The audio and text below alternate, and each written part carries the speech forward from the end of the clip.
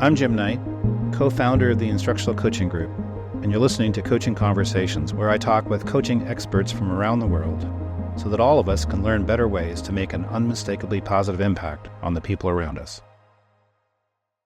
It's my pleasure to be talking today with Kate Bieschke. Kate and I have been together at a number of the institutes we've run in Chicago. I don't know how many different times I've seen you there, Kate.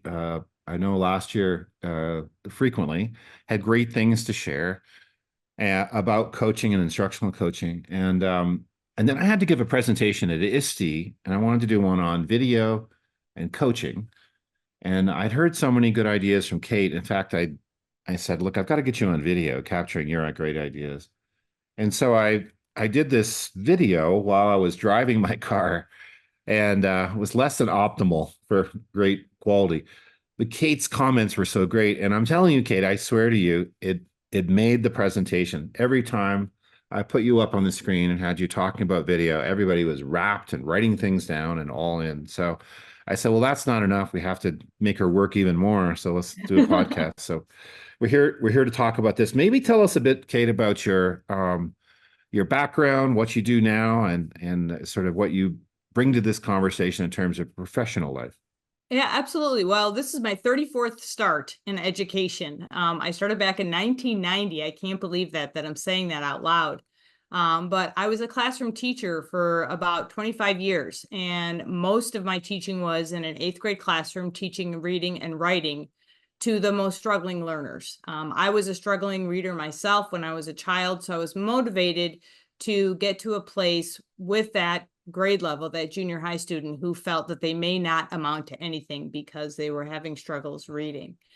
And, back in 2016, I took a leap of faith and I left my classroom to work with adults because I felt like while I was having an impact on my students, I was thirsting for more. I really wanted to empower my colleagues or, other adults in our field with this understanding of, I can make a difference.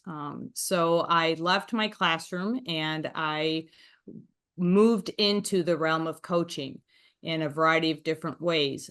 However, in that time between 2016 and when we met a few years ago, I hadn't really ever had any formal, let's say, coaching training.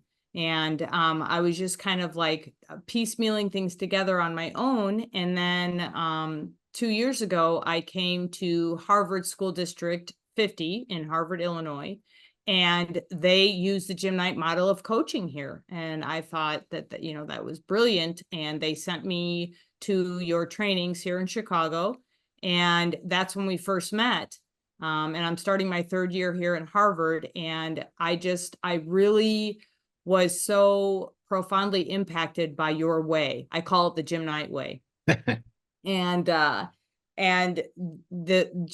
way that you modeled what coaching is through your institutes, through your workshops, and I just was so enamored with you, with the way that you are so in tune with and have a mind on what teachers need and how selfless you were. And a lot of what you live as your mission is also my mission. So that brings us to where we are today, because from the get-go, I would raise my hand and offer my insight and just glean value from you. And then we had communication, and it's been just a wonderful journey. So thank you for that.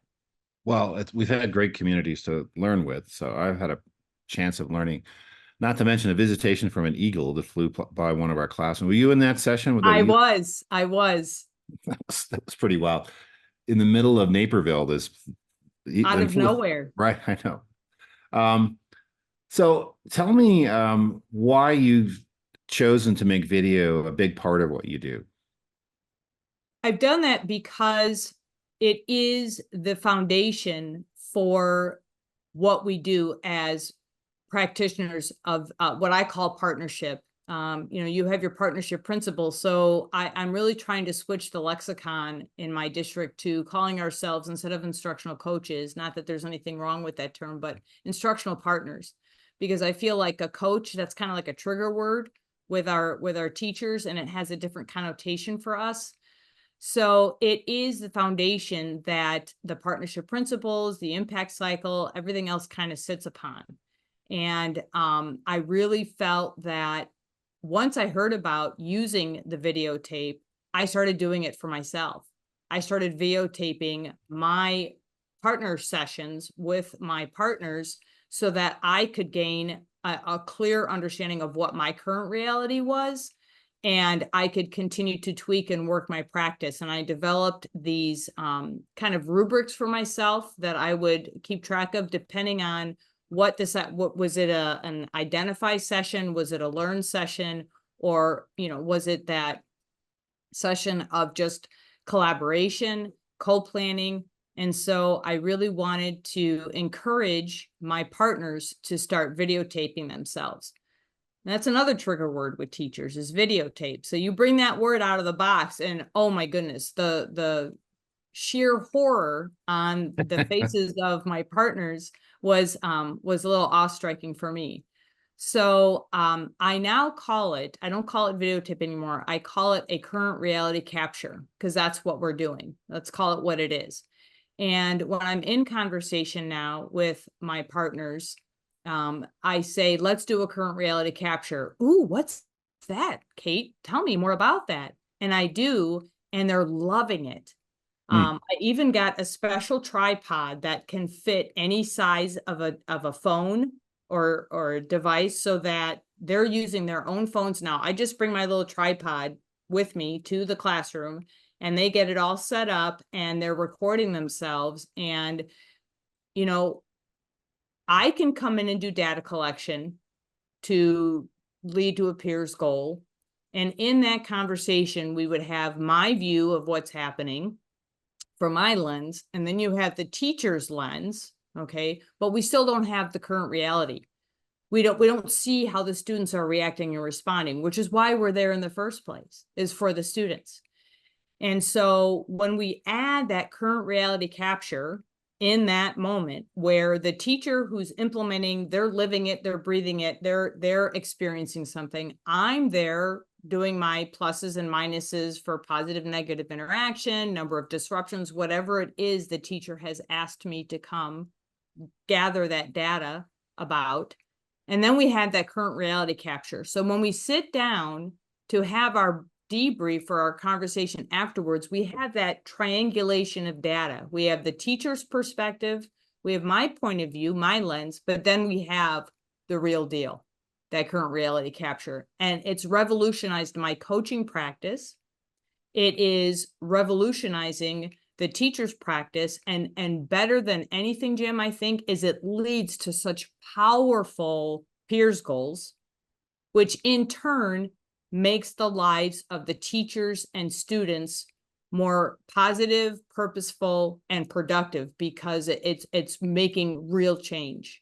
So when we talk about peers goals, of course, we're talking about a powerful goal that's as easy as possible to accomplish. Not that we're watering down the goal. We want one that's kind of a life-changing thing, but then we want to reduce friction. Essentially, that's what easy is. It has to matter deeply to the teacher. We say it's an emotionally compelling goal. Yeah. It's reachable, which means we can measure it and we have a way to get there, a pathway to the goal. And then it's student focus versus teacher focus, which we found to be really important. And what I'm hearing you say, and correct me if I've got this wrong, but it sounds like when teachers get a clear picture of reality from your current reality capture, they're way more likely to create a goal that hits those criteria, being powerful, emotionally compelling, student focused, and so forth. Is that the essence of what you're saying? Have I got that right? Yes, that's a perfect restatement of what I just said. And this is, like I said, this is my third year going into the start of the school year, using your coaching model, the peers goals. And it is the difference between where I am now and where I was a year ago in this process is we're identifying what that goal is going to be. And then we move into that learn phase of the impact cycle. These goals are profoundly different, more purposeful. The teachers are really honing in on what the meaning is. And I think another part of the current reality capture, Jim, is so important because, you know, I'm in the midst right now of starting to write my first book, and I've never ever done this before. And I even bought a book that's supposed to help me learn how to write a book. But my book is about identity, value, and purpose, the journey to living your true, authentic self. And I think sometimes as educators, we are living always, or not always, but a lot of times outside of the realm of who we are. We're always living for the student, and we lose sight of our identity. We forget the value that we have and what our purpose might be. And in that sea of murkiness, sometimes we get down on ourselves, and we're so self not deprecating, but we really lose sight of our why, who we are, the what is the value, and why we're here. And so the current reality capture reminds us of all of those things. And it reacquaints us with who we are, the value that we offer, that exchange we have with our students, the way that they're really responding to our lessons, and who we are as individuals, and what our purpose is. And it builds a confidence in the partners that I'm working with, and they're walking away from our exchanges after reviewing that current reality capture with that renewed sense of who I am. I'm going forth now with confidence. And Parker Palmer writes about the courage to teach. They're regaining that courage to go back in their classrooms with that confidence that they need to improve the lives of their students, to make that exchange really just, it's the growth is exponential. And what would be the difference if you set goals without the current reality capture? I would have to say they're kind of like dry chicken. They're okay. It satisfies the hunger, but it's lacking that that juiciness. It's lacking the true flavor, the nuance, the essence of what teaching is. Educar, to draw out. It helps the teachers really hone in on what they're passionate about. It brings the passion, the joy back into what they're doing. So it's really more of a teacher driven process than if we were to set up a goal together without a current reality capture, as you put it.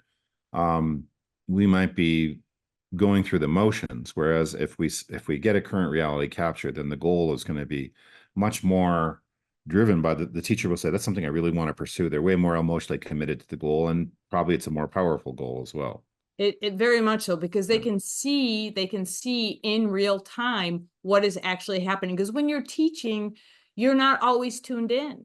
And as of late, a lot of the coaching that I've done is surrounding engagement, or behaviors, classroom management, attuning to social emotional needs of the students. And there seems to be a heightened sense of unexpected behaviors. Not so much this year that I've gotten, but we're a month in, so give it time. But and what was happening was the teachers, your reaction, you're reacting to the behavior. Well, the behavior is a symptom of something. So what need is that child experiencing that's not being met in that moment to trigger that unexpected behavior? Well, the current reality capture, a lot of the times I recommend, or we have conversation to say, well, let's focus it on the students. Let's watch the students and what's happening with them while I'm delivering my lesson as the teacher, because I can't see everything every minute of every class because I'm teaching. So they're able to see what's happening when their back is turned or when they're facing a different way. And then what they can do is they can create that peers goal to alleviate that trigger.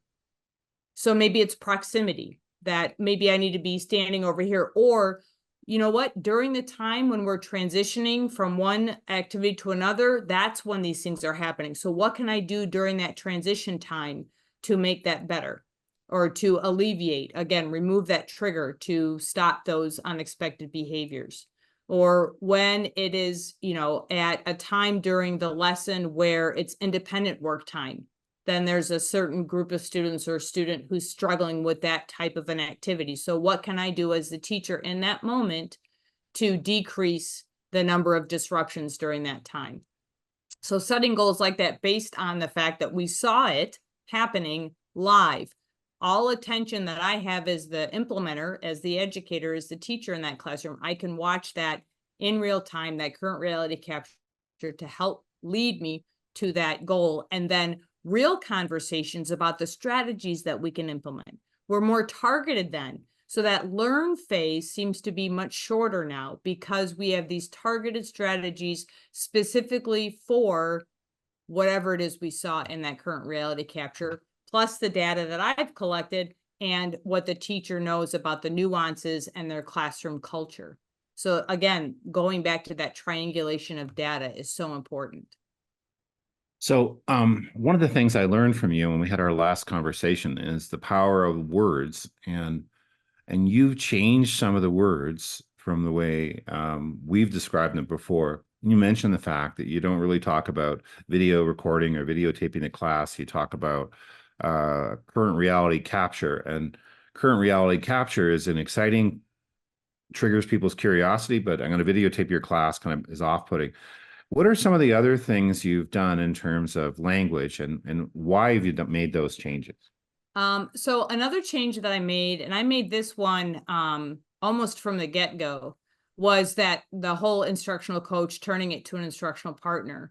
When I first came to Harvard, their model, while it was the Jim Knight model, we were housed, there's 5 of us on the district's instructional coaching team. And this year, actually, we just added 3 new language development coaches because we are a highly populated multi-language district.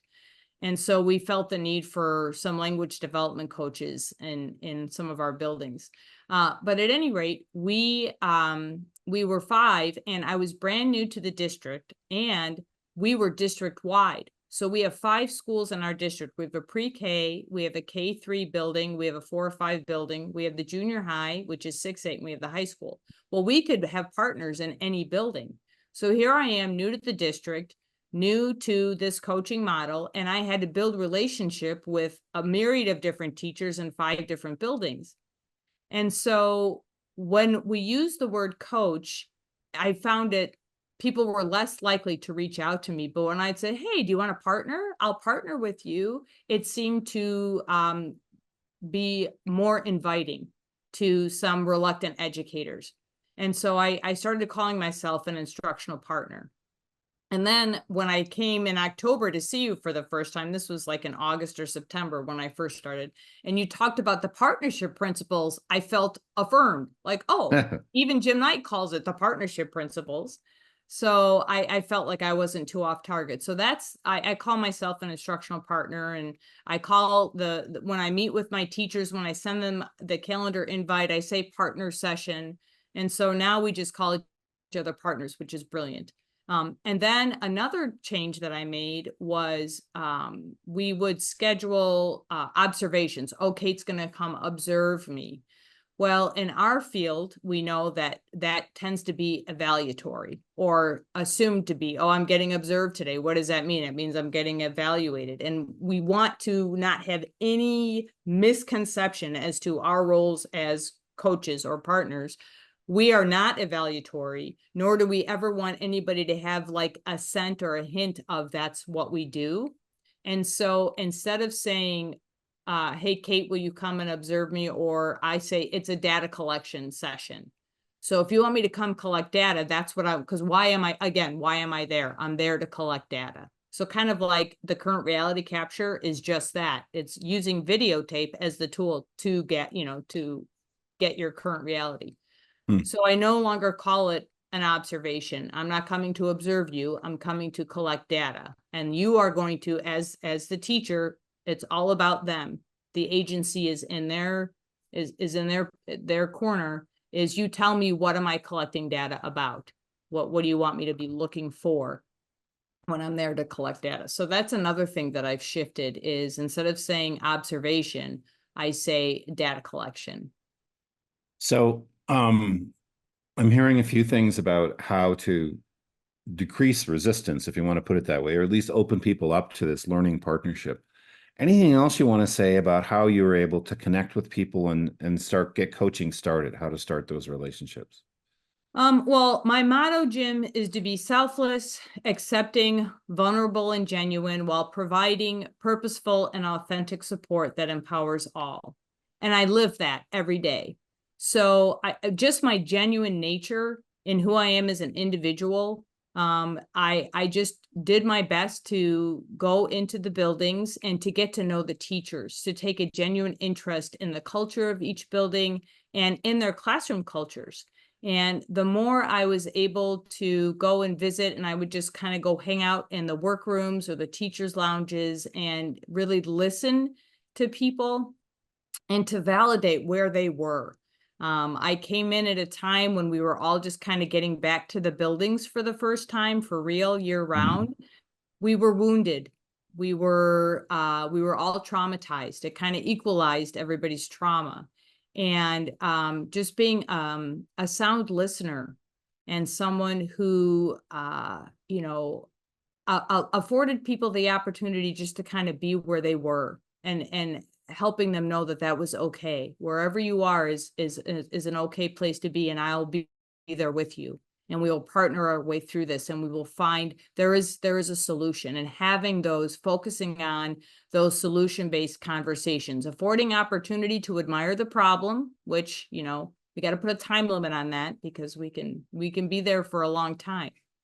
But to admire the problem, if you will, and then be heard and valued and seen, and then to start talking solutions. How are we going to get to a better place? And to really just support the teachers in knowing that there is an out, that we can make change, and to reacquaint them with that idea. And that was the most exciting part, really, is to see the teachers, kind of like as a teacher, when you see that light bulb moment, that aha moment with your students, to be able to empower adults in that same way. That's beautiful. That's a beautiful experience to have with someone. Yeah, it sounds like you're bringing hope, which is one of our big ideas. So I think that's pretty cool. Now, in the documents you sent me, you went through the partnership principles and you had sort of thoughts about each one. So if it's okay with you, I'll just mention each principle briefly and then ask you to comment on it. And I'll just take maybe one or two sentences to introduce them. And I'll probably spend a little bit more time on equality initially, just because it's a bit of a nuanced concept and it can be misunderstood. So equality, as we describe it, is seeing the other person as just as important as me. That I value them as a human being. I see their dignity and I respect their dignity. And I don't think I'm one up and they're one down. I see them as equal. And sometimes people don't particularly like the word equality because they think it's saying treat everybody the same, don't adapt, don't differentiate, don't be equitable. And that's not what we're saying at all. What we're saying is equality means we do need to differentiate. We do need to treat people differently, because everybody has the same value and everybody should have the same opportunity. And it's not appropriate to not, especially in education, not open doors to give everybody equal opportunity. So it's not about treating people the same. It's about seeing people as having equal value. One group is not the other, more important than the other. And a simple way of putting it is something like white supremacy is the opposite of equality. Equality is, I don't think I'm better than you. I'm here as an equal. So I'm not here to tell you what to do to fix you, but I am here to bring the whole wealth of knowledge I have in coaching as a partner to help you get clear on where you are, help you identify where you want to get to, and help you get there. And that's all equality. So now you had some thoughts about equality and your work. So what were your thoughts? I did. So I think that the main point of equality is the ability to learn how to ask questions in conversation, to create that dialogue. Because as an instructional partner, one of my primary objectives and goals is to make sure that the person who I'm partnering with understands that equality, that it's a symbiotic relationship. We are learning from each other. We are coming up with these solutions together. And, one of the things that I found really helpful is while implementing the current reality capture, is that we're both looking at what really happened. Again, that equality. I'm not coming into your classroom, making an observation, and then telling you, this is what I'm seeing, this is what you need to do. It's the two of us having that shared experience, looking at the video, should they choose to, include me in that process, but looking at the video together equally and coming up with solutions, me asking questions. And then, one of the things I always ask the teachers is, is this something that you're confident in? Is this something that you'd be comfortable trying in the classroom once we decide that these are some strategies or things that we may want to attempt? Just again, giving them the agency, that confidence in moving forward, because you don't want them to walk away from an experience feeling less than the amazing human beings that they are. And I think that equality just fosters and supports that idea. Yeah, and Edgar Schein says if people perceive us as putting ourselves one up and putting them one down, they're going to check out. And I think you're right. You can have video and you're just kind of both looking at it. It's like you're looking at a painting in an art gallery trying to figure out what it means. I'm not telling you, you're not telling me, but both brains are involved in the conversation. I think that's a key thing. Now, the second principle, the principle of choice, the starting point there is the idea that people only do what they choose to do. That's not an opinion. It's not a principle, it's a fact. Unless I choose to do it, it's just not going to happen. I have to make a choice. And as I always say, people are really skilled at nodding their head yes and not doing anything and not choosing to do what's been shared. So we recognize that up front, but we also know that choosing is what makes us, in many ways, individuals. And it's a way of differentiating ourselves. It's a part of our humanities, our capacity to choose. We don't tell people what to do, but we also don't hold back our ideas. So we share everything as kind of a choice. Here's an idea. What do you think about this idea? And so we let go of the notion of trying to control the person, but we also share our ideas as we work our way through. So it's a kind of complex kind of thing. And we'll talk more about that with the principle of dialogue. But what were your thoughts about choice and using video in coaching? Yeah. So, well, just when the partner makes the choice, they make the choice to do the current reality capture. That in itself, it takes a lot of courage for teachers, even for teachers to be sitting and working with a partner. I really credit all educators who make that choice. And once that choice is made, I feel that is something that we as instructional partners need to really honor and then continue to afford that choice. Once my partners realize that they are the drivers of this relationship, that we're not going to go in any direction for which they're uncomfortable or that they don't feel at that moment is necessary, then they are more apt to try new things and they're more apt to say yes to things, because in the end, the reason why they have chosen to sit down with me is because they want to do better by their students.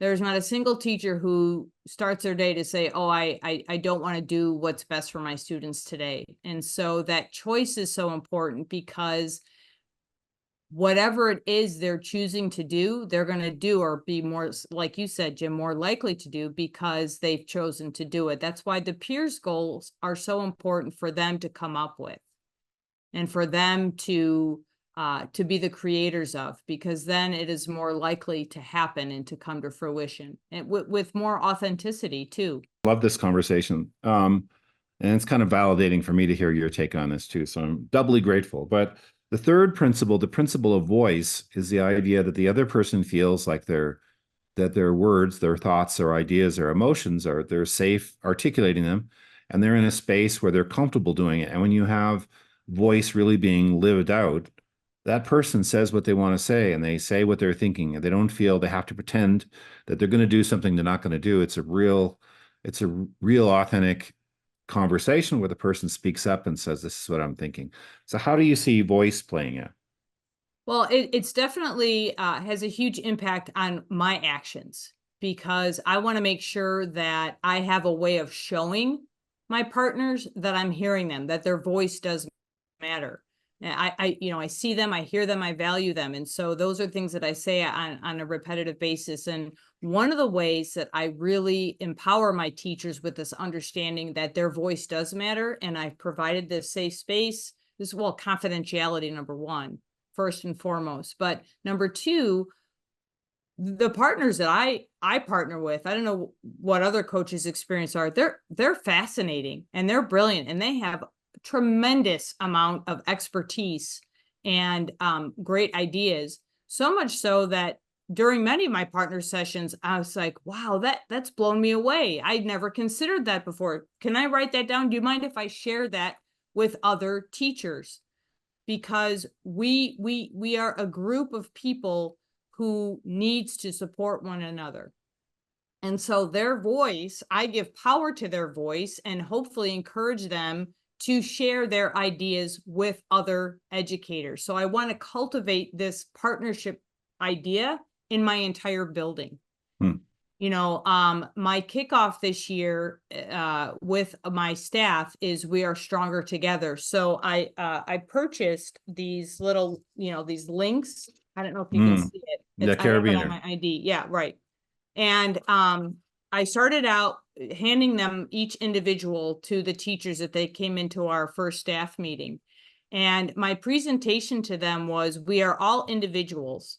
And as an individual, we have so much value and so much talent and expertise. And my word this year, my value this year that I'm going to be adding is what I'm really going to focus on. My word this year is partner. I'm going to be the best partner to all of you that I can possibly be.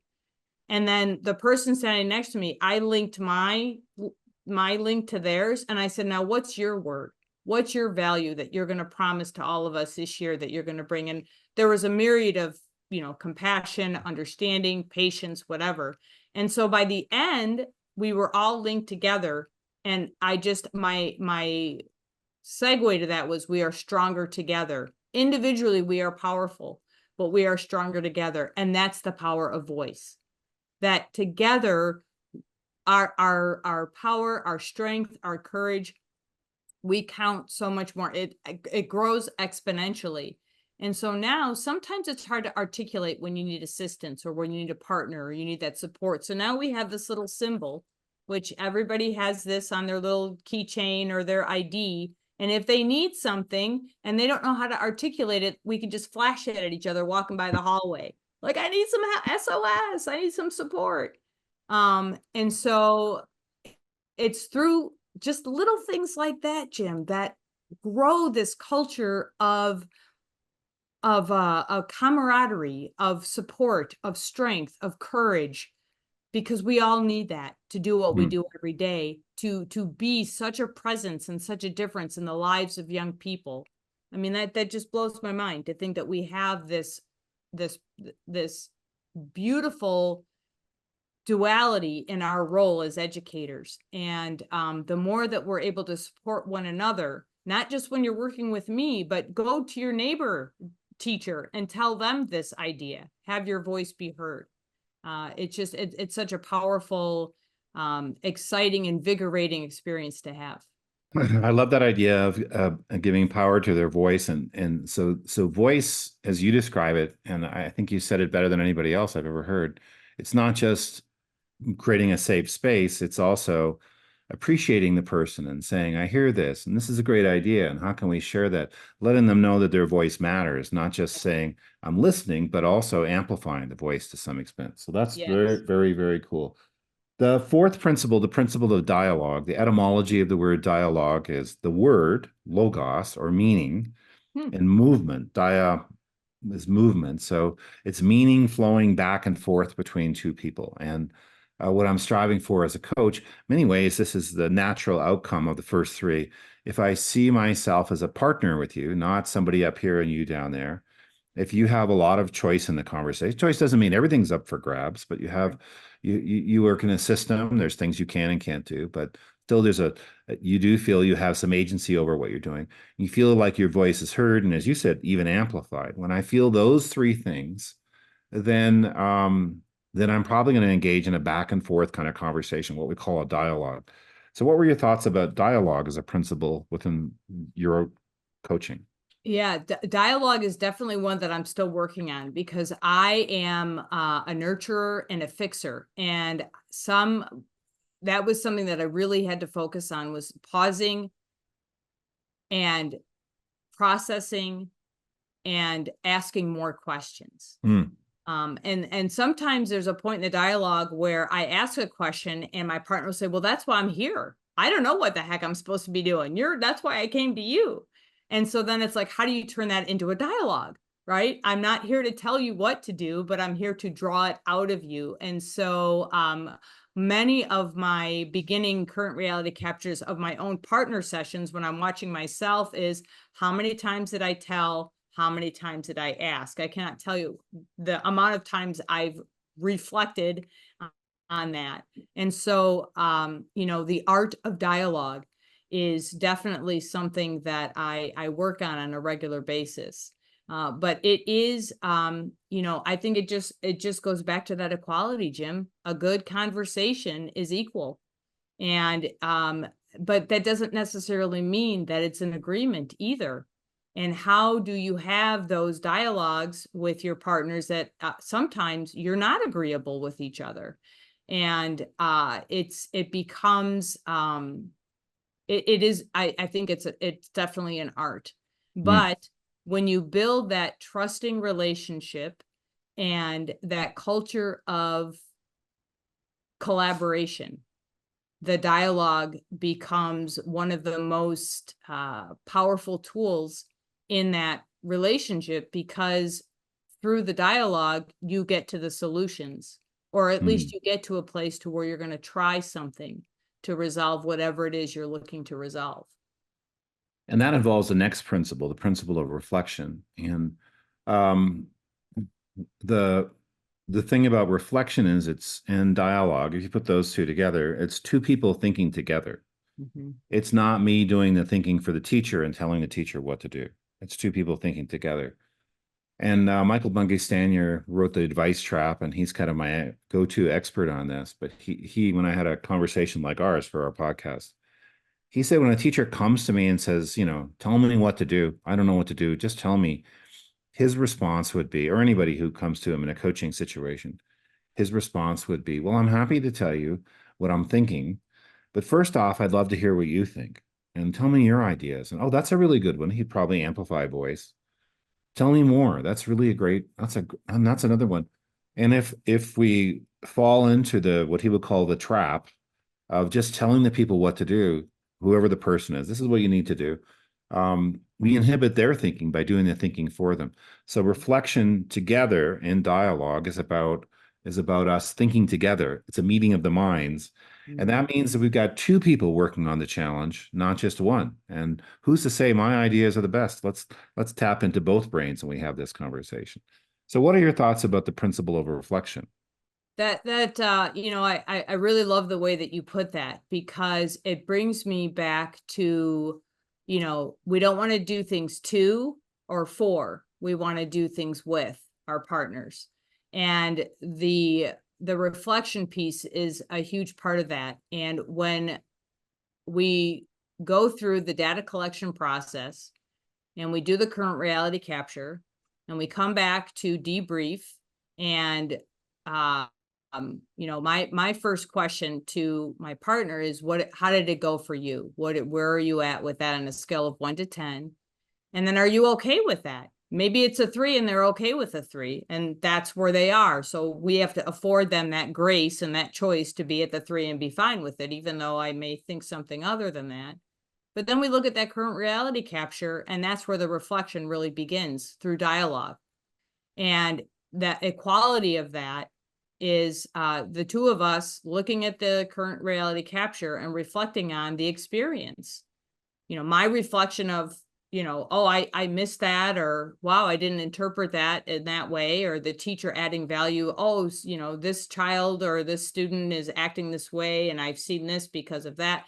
we just add our own lens and our expertise and what we know to the situation. And it's a shared reflection. And then from that point moving forward, we can then determine what our next steps are together. Yes, I think the temptation to tell the person what to do is kind of overwhelming for a whole host of reasons. Feels good to solve their problem. We feel competent in the situation, and it kind of removes some ambiguity. But I don't think in the long run it really helps the teacher grow and develop, and we don't have the same kind of ownership when somebody tells us what to do as opposed to when we do it. And Exactly. so I think what you're describing makes a lot of sense. Then the sixth of the seven principles is praxis. Praxis, a funny word because of praxis exams, and it's been around since Aristotle, been around for a long time. But my definition of praxis is just it's real life, practical application of our learning. It's not theoretical, although there may be a theoretical, but it's theory and practice. And so if I have two students who are not participating in class and the coach is working with me, we're looking at strategies to work with those two students. We're not talking about differentiation in the big way, although there's nothing wrong with that. In fact, that's a good thing to do, I would suggest. We're not talking about Brian Goodwin's strategies. We're taking those ideas, whether it's differentiation or effective instructional practices, and we're saying, how can we use this in this situation? And really sustained learning, I think, doesn't really happen until you start to actually do it and you get in there and make it happen. Right. So what's your thoughts about praxis? The great thing about praxis and the current reality capture is you're seeing it happen. Once you go in, you do the data collection, the current reality capture, you do the reflection, you talk about the video, what you're seeing, you set the peers goal, you develop the strategies, and then the teacher returns to the classroom and in real time uses the strategies. You do another current reality capture. That's praxis right there. You're taking what you discussed, what you learned, you're now going and practically applying it in the classroom, and then you're seeing the shift or the change in the behaviors or whatever it was that you were trying to improve or to change. And then you're capturing that on video, and then you even have two videos that you can use as a comparison. Like, this was before and this is the after. There's the praxis right there. Mm-hmm. And I just find it's exciting in a whole different way when you're focused on applying the knowledge to a real challenge the person's playing. There's energy there that isn't there when you're sitting in a workshop listening to somebody talk about effective questioning. When you're taking the questioning and applying it to this group, this tomorrow, there's a whole different buzz to the learning experience. There is. And what's exciting about that, Jim, is that teachers seem to be mostly are very humble and modest people. And when you have a partner that has been struggling, it breaks my heart to see anybody feel less than the amazing human beings that they are, which is why I'm so impassioned with this work, this instructional partnership, because it's getting people to realize, like I said before, their identity, value, purpose. It gets them to be very confident in who they are, knowing that courage to teach, that getting in the classroom and making the lives of their students better.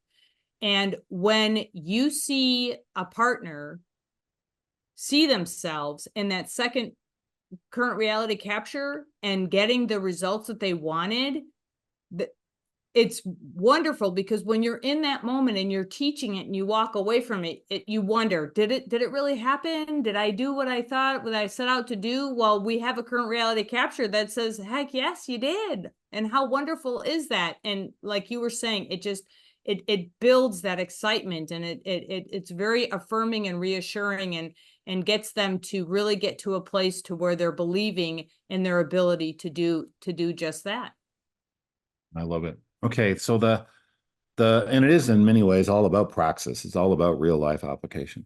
It is. The last principle is the principle of reciprocity. It's the idea, the old saying is when one teaches, two learn.